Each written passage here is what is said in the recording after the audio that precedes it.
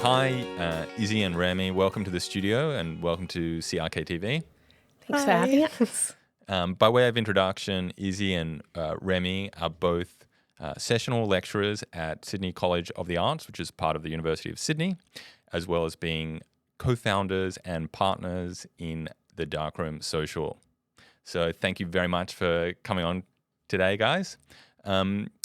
As a bit of background, you guys are both lecturing at Sydney College of Arts. What are you teaching there, and how long have you been there for?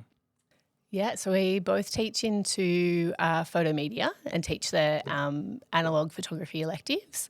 I've been there for a very long time. I think it's just shy of 12 years. And I've been there for, a little bit less, just 3 years. So at the Sydney College of Arts, you have a standalone analogue photography course? We kind of. So the overall course or the degree is called a Bachelor of Visual Arts, and then students kind of specialise in a stream that's like discipline focused from second year. So you get a lot of up-and-coming students, artists, the future artists, of course. How do they find film photography, and have some of your students never shot film before when they come to you? And what's their take on using film? I would say, most high school leavers at the moment have never shot film and never often handled an analogue camera. Maybe they go, oh, my dad has one in the cupboard, or it is sort of this old process. And so, there's a lot of excitement when they get to come in and get their hands on them and actually like produce photos in a slow way. There's like really good energy, I would say, around that. It's so interesting. Yeah. What's the typical reaction of a young student who's never shot film before when they have to shoot it for the first time, and how do their results normally come out? So they're often quite nervous, at the beginning. Not being able to have that immediate feedback or see what they're doing is quite a foreign concept. But usually the first processing and the pulling out of the film from that spool the first time, it's like wow, and it's quite lovely to share that. I think maybe they're also taking more time to frame the shot and set the shot up, because you have a limited amount of shots, and every shot costs something by using the film. Yeah. And I think, I feel like that's a really nice thing that students find. You're not just like, shooting 2,000 digital photos and knowing that there'll be something good in there. Like, you're slowing down, you're looking at your composition, you're thinking about how you're framing, you're thinking about like depth of field and shutter speed, and even how the image is gonna translate to black and white. So it's like, I think it's nice. Like, it's like slow photography. They love it. And you guys have got a photographic background yourself? Yeah. So I do a bit of freelance stuff, and mostly kind of teaching for the past over a decade. And you're shooting on analog, or you're shooting film, shooting on digital, or a combination of both? Yeah, a combo of both. So, generally digital for kind of freelance work, and then, analog for kind of passion project stuff. Okay. And then the students that you're teaching, there's a lot of interest in analog photography for the next generation coming through. Do the students have a good knowledge when they come to the university already, or is it something that's quite new to them? It's usually pretty new, usually pretty introductory, but lots of people are very keen for analogue and film and getting hands-on instead of digital more so. Okay. And are you teaching analogue first and then on to digital, or it doesn't matter? Combination. Yeah, it's kind of a hybrid way of working. Like, we're kind of, naturally push the analogue because it's like what we both love to work with. And students love it. Like, I think not having grown up with those kind of analog processes, it's all kind of new, super exciting, and like being able to kind of get in there and materially work with photography, they get super excited. Okay. And so here on C.R.K.TV, we talk about products a lot. So what film are you guys shooting with? What cameras, what lenses are you using? Oh, I mostly use 35mm. At the moment, working quite a bit with HP5 and also have worked with Kodak films quite a lot. And Izzy's working with a different, I guess, bigger variety of film stocks. Yeah. So I love shooting kind of medium format, large format. We have a couple of like Chamonix large format cameras, which are beautiful. And generally shoot with HP5 is like preferred kind of easy, flexible film stock. And we've just actually, super exciting, we've started 3D printing some larger format cameras, which I think will be very fun. 3D printing larger format cameras. Yeah. Oh, that sounds crazy. It's the way of the future. It is. think, The yeah. future's here. The future has arrived. Yeah. And so have you got results from those 3D printed cameras already? Not yet. So we're working with Rachel Lai, who works in the digital media unit, and she's doing all the printing, and then we're going to get together and assemble them. Oh, wow. Fantastic. That's maybe something we need to look at some of those results in the future down the track. For sure. So in addition to your roles as lecturing at Sydney College of the Arts, you've founded a business and teaching platform called the Darkroom Social. If you can tell us a bit about the Darkroom Social and how you guys came to starting that. Yeah. Remi? Yeah. Or I can talk to it. go. Yeah. So, the Darkroom Social is, kind of like a teaching platform and a community that is based around kind of environmentally more friendly analog processes. So, analog photography, silver gelatin is problematic, like environmentally. It's extractive. It uses, different chemicals in the way that we work with and process the film and paper. And so, some of those are kind of necessary evils that we need to use. But, in certain parts of the process, we can make, decisions around working with more sustainable alternatives. That's what we're about, really. Yeah, so we all love the film aesthetic. Maybe we like shooting analog photography as an art form, but there is another side to analog photography, which you just touched on there, and it may not be the best thing for the environment. So when you started the Darkroom Social, that was to mitigate these environmental impacts from film? Yeah, and I guess it was a way to just acknowledge that this is an extractive process. It's never going to be perfect, but there are ways to work with it that are a little bit more conscious. And people have sort of been dabbling in different things, and we wanted to, get in and test things and see, I guess, what we could do in that space. And you said, we were talking a bit before the show, and I said, well, obviously digital photography and inkjet printing is a good option for the environment. But you said it's not necessarily so cut and dry as that. Yeah, I mean, digital, microchips are mined, all of, those materials, most material processes are extractive. So it's like, most things, if you really look at them, are kind of problematic. And that's not to say that we shouldn't do anything, because everything has an environmental impact. It's kind of working out like what your threshold is and whether there are kind of choices that you can make within your sphere of influence that kind of lessen that impact, I suppose.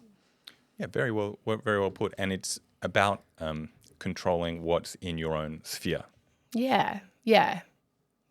And you can do that a variety of ways. Like we've done a bunch of testing into kind of different alternative developers. So like swapping out traditional developers, which, might have things like hydroquinone in them for, alternatives that you can make with like instant coffee and washing soda or like seaweed, or Remi's made a beautiful developer out of lantana, that weed that kind of grows through everywhere. Yeah. That is so interesting. Yeah. And they're pretty good. Like they're pretty good. Once you do your testing and like, work out your time and your temp, like they're pretty comparable to commercial developers, which is pretty amazing. So there's some pretty out-of-the-box substitutes. How did you come up with these substitutes for traditional film chemicals? I guess caffeinol, which is the instant coffee-based one, is probably the most well-known. So we definitely begun there, and that is a really reliable developer. And then there's, people, that are sort of starting to substitute that instant coffee as the active part of the chemical with other things. And so we looked into that, did a bit of trial and error, tried our own ingredients that we were interested in, and we're still going with that. But it's been really successful so far. Yeah, Remi, that's incredible. So is it trial and error, or you pick up from what people in other industries are doing? How do you land on which chemicals are going to be substituted? It's a bit of both, but a lot of trial and error, definitely, at least at the beginning. But yeah, a bit of both. And I think using those old recipes and the caffeinol things as a base has been really helpful. Who are the typical people that subscribe or attend your workshops? How do they find out about them, and how do they get involved? Yeah, I guess finding out through Instagram, that would be our primary thing at the moment where we're posting things. And it's been a really nice wide range of people so far. I feel like film is really diverse and lots of people are interested in it and interested in being able to learn how to do some of that processing at home. So we've had a whole range of different people come to things so far. Yeah, very interesting. So anyone can join. You got to bring your own film camera, or do you provide cameras in the workshop? We provide cameras, but if people want to come along and bring their own cameras, it depends on the workshop. But all of that will be in the event listings when we make them. Terrific. And so you guys were part of the few select group that were chosen to have a pre-production sample of the Pentax 17 before it came out to the mass market. So you've had a bit of a play with the Pentax 17. What are your thoughts? What are your initial thoughts? Yeah, it's very fun. Like it is a beautiful little camera. And I think, quite different from the type of film camera that I've kind of worked with previously. Like naturally, as Remi kind of said, I generally err towards shooting larger formats because I like that kind of slower process. So this was quite different for me, but it was also quite nice because it's a half frame camera. So you've got a lot of shots compared to what I was used to. A lot of shots. Could you get through 48 or 72 shots in good time? I did. It was a bit of a push, but I did. But that was really nice because it was like, I'm normally so limited. So it was nice having those extra frames and like nice thinking about like the idea of the diptych, which is like, kind of organic to the half frame camera. So I think that was like a different way of thinking about shooting, which was quite fun. I really liked it. And you guys are quite expert in this particular field. So did you obviously processed your own film after shooting? Yeah, we processed a couple of rolls from it in caffeinol, the coffee one. I've done some in lantana. You've done, and then I did a hops developer, so like waste hops from a brewery batch that was done at Future Brew in St. Peter's. So I took those hops and made a developer and processed. And it looked really good. Do you find a different effect from using the different substitute chemicals? Yeah, definitely. And what are some of those effects that you notice? I guess the grain, the way the grain appears changes. The density or the stain of the film also varies quite a lot depending on what we use as that active ingredient. And then, the time that you process can change quite a lot. So, different looks, I suppose, if it's processed quicker or longer. Yeah, and the contrast, of course, sorry. It's really interesting because, every kind of active ingredient has a different kind of tonal profile. So it's really nice because you're like, oh, that's like, lantana kind of visualizing itself, which is like really beautiful. Oh, and incredible. Yeah.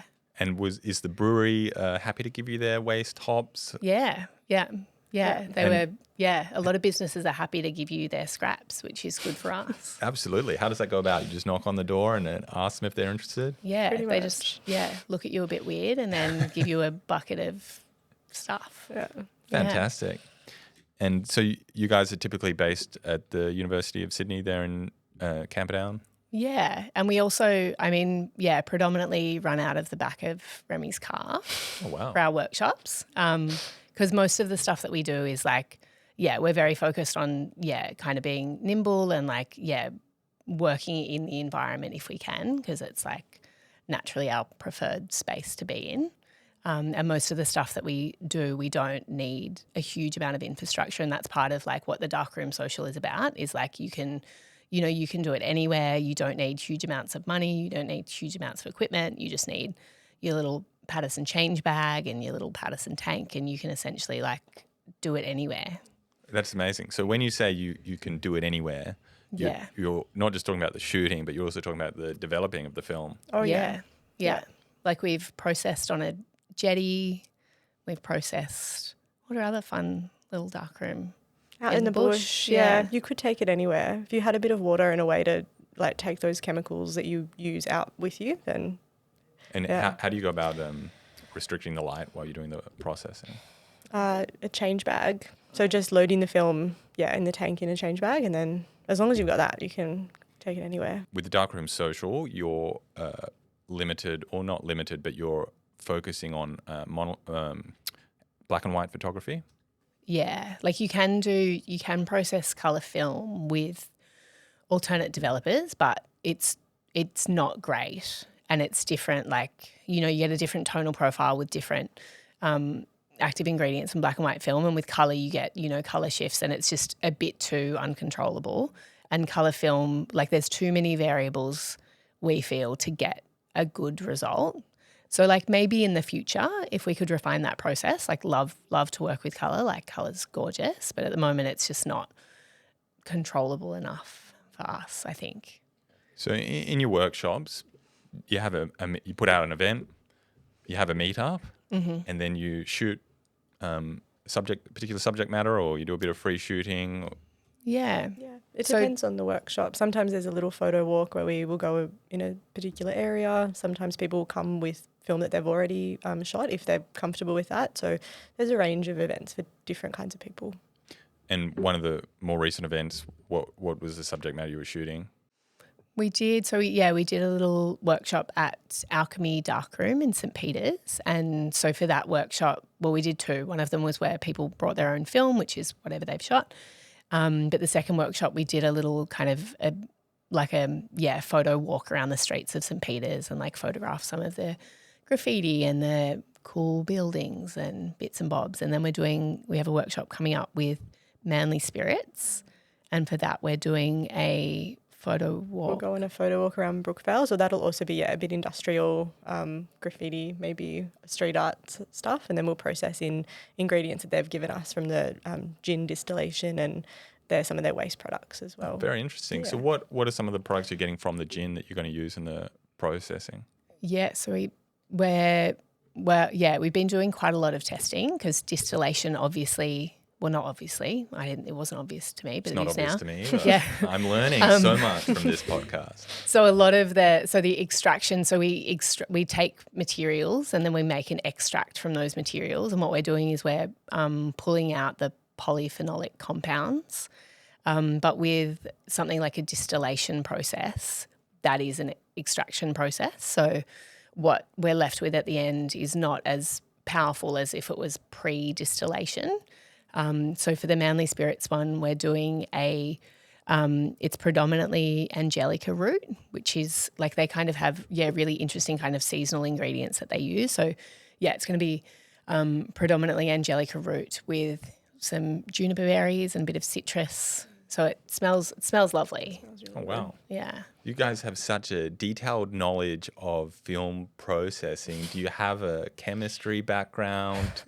Or No. just something you just researched? Visual by arts yourself? background. Visual arts background. And Almost the opposite. how did you pick up all the chemical side of it and the chemistry? Sort of learning on the go, and Yeah. sort of learning what you need to be able to do the next step or the next thing that you want to be able to make. Yeah. And I did a course with a gentleman who has an Instagram called Curioso Lab, and he is an incredible kind of wealth of knowledge and very much like self-taught in terms of chemistry. And I think in terms of chemistry for what we're doing, self-taught is almost better.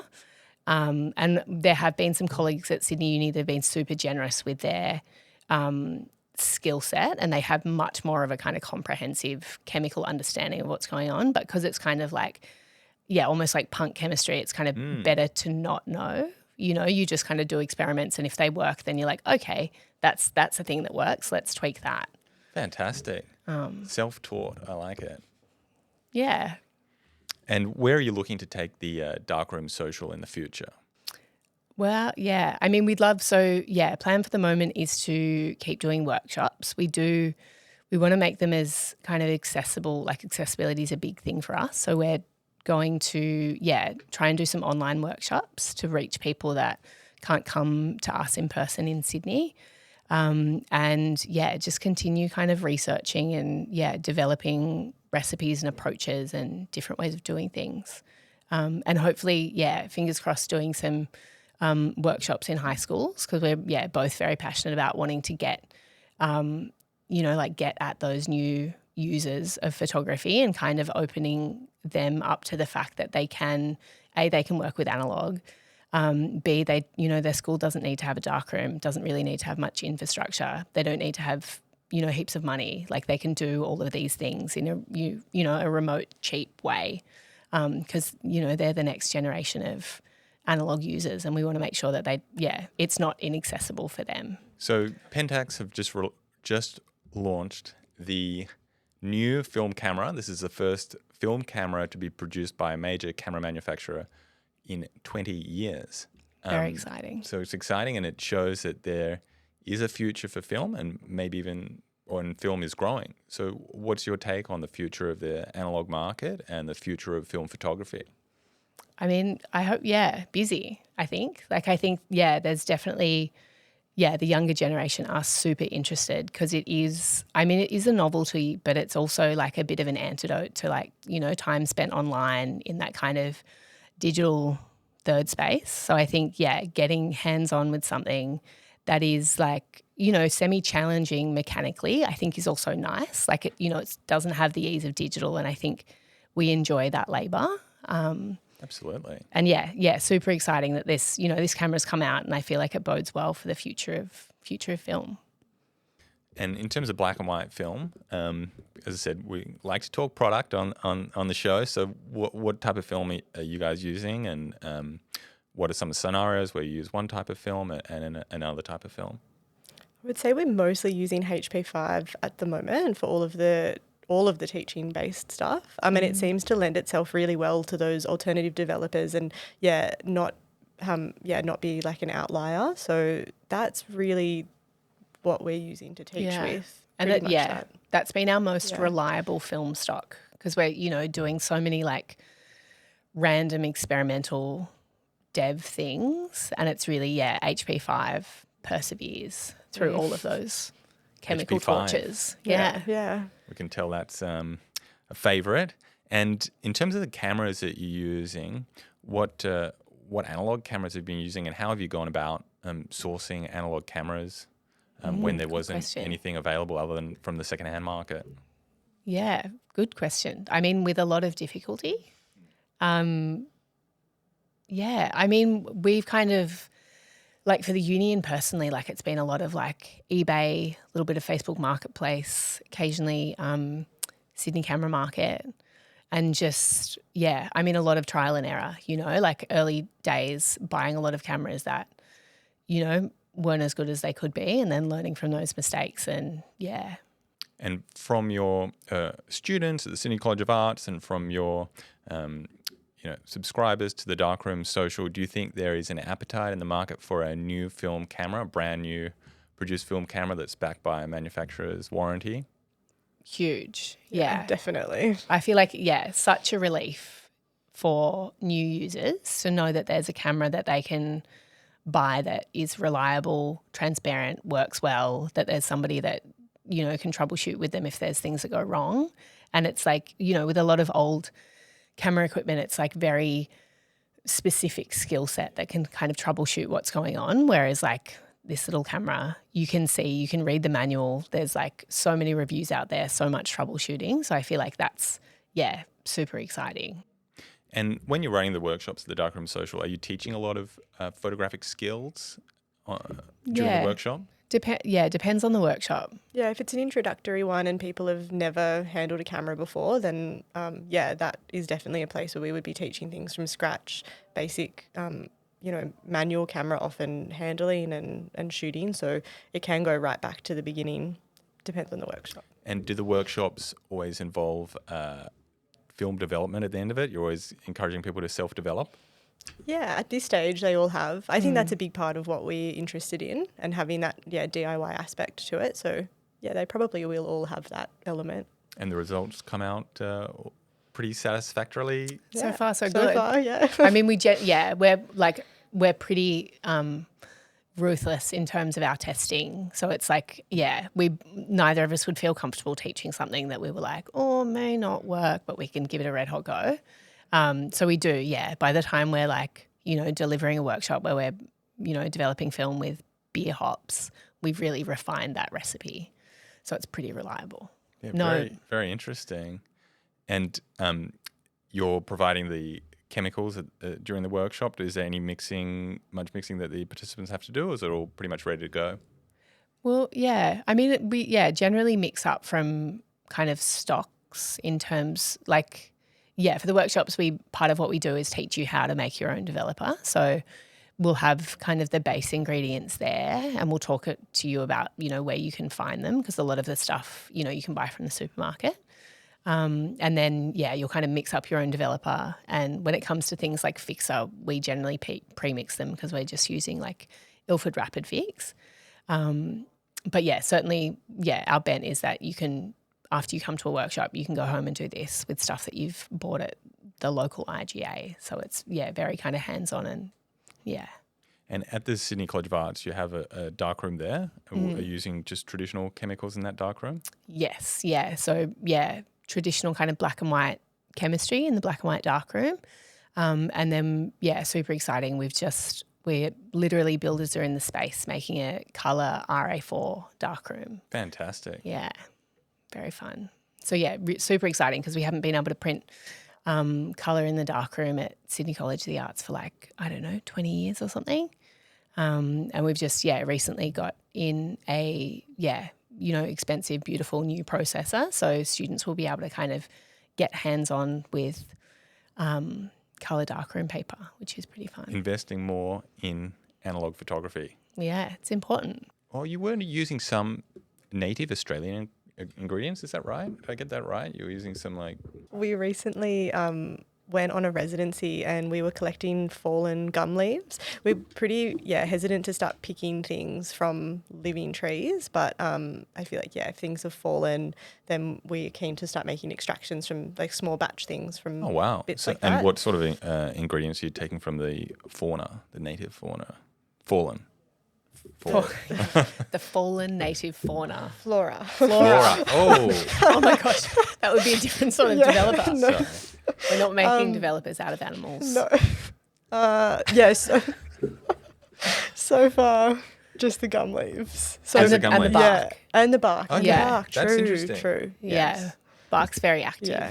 Oh, wow. Wouldn't think it, but very active as a developer. Okay. Is there any other ingredient that you are thinking might work as a developer, or anything else you want to try? Seaweed. Seaweed. Seaweed's my personal passion project. Love some seaweed for a developer. Oh, that's so interesting. Have Smells you tried it yet? Yeah, Yeah, smells really good. gross. Yeah, really active, but horrible extraction process. What Smells. is the most unusual item that you've used as a developer?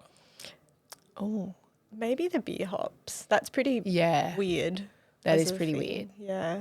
Yeah. It's all a bit weird, really. And when we develop and it's 3 p.m. and the whole area smells like beer, it seems a bit Sounds sus. good. Yeah, it's not bad. There are worse things. Yeah. And which ingredient do you think's worked the best, and perhaps which has been a total failure or not worked so well? I think that the invasive weeds that I've tried have been really good. So the lantana and then the morning glory weed, which are really everywhere. They've been really active and quite reliable and quite comparable. So I'm really happy with them. I think surprisingly they worked really well. Yeah. And then I think for me seaweed is my personal favorite, and and it's all washed up seaweed, and Sydney seashores have massive biodiversity in terms of seaweed. So there's heaps of different types, and each type of seaweed gives a different tonal profile to the film that you process in it. So it's and even with the invasive weeds, morning glory looks different to lantana. So it's it is super exciting because it's kind of in a way that material is visualizing itself. And using these substitute ingredients, this is something that you guys have pioneered. Is it a local movement? Is it a worldwide movement? Is there a big community? I'd say there's probably a worldwide movement to using alternative and making your own chemicals. In Australia, it doesn't seem like lots of people. There are definitely a few, but it doesn't seem like heaps of people are really testing a broad range of things. But there are definitely other people working in this space. We haven't come up with it. There's kind of definitely a community of weird fellow film dev nerds. But not a huge amount of take up generally yet. Not yet. I think it is the tip we both kind of think it's the tip of the iceberg, hopefully. The starting point. The starting point Yeah. for something big. Yeah. Well, Love I that. can see a definite need for it, and you guys are pushing the boundary and getting great results. So thank you very much for coming in today. I think we've learned a bit about analog photography, art, chemistry. It's had it all today. So Issi, Remi, thank you so much for being here. And to all our viewers out there, they can check out the Darkroom Social on Instagram, or you got a website as well? We do have a Yeah. website, but Online, Yeah. the Darkroom Social, Instagram. Check it out because it is something new in the world of analog photography, which is great to see. Awesome. Thank Thanks, you. Clem. Cheers, guys.